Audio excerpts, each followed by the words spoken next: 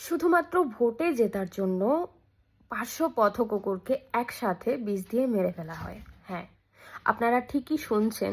তেলেঙ্গানার বিভিন্ন গ্রামে পঞ্চায়েত ইলেকশনে ভোট পাওয়ার আশায় বলা হয়েছিল যে পথ কুকুরের সমস্যা সমাধান করবে। সমাধান করেছে ভোটের পর। জানেন কিভাবে? বিষ দিয়ে পথ কুকুরগুলোকে মেরে ফেলে। শুধুমাত্র তাদের এটাই ভুল ছিল যে তারা পথ কুকুর, তারা পথে জন্ম নিয়েছেন। তারা নিজের মুখ দিয়ে বেঁচে থাকতে চায় বলে বলতে পারে না, কিন্তু তারা বাঁচতে চায়। এরকম আর কত হত্যা হবে নিরীহদের ওপর? আমরা এমন টাইপের ভিডিও নিউজগুলো দেখলে স্কিপ করে দিই বা স্ক্রল করে বেরিয়ে যাই, কারণ কার কি যায় আসে, তাই না? তারা তো কুকুর।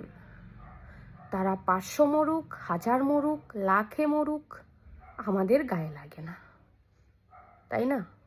কিন্তু গায়ে লাগান।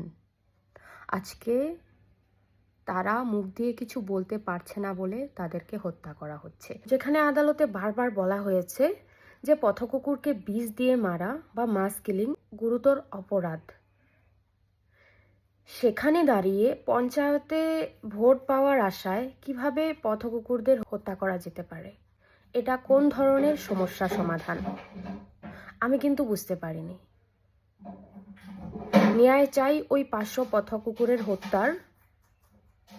আমি বলছি, আপনারাও বলুন।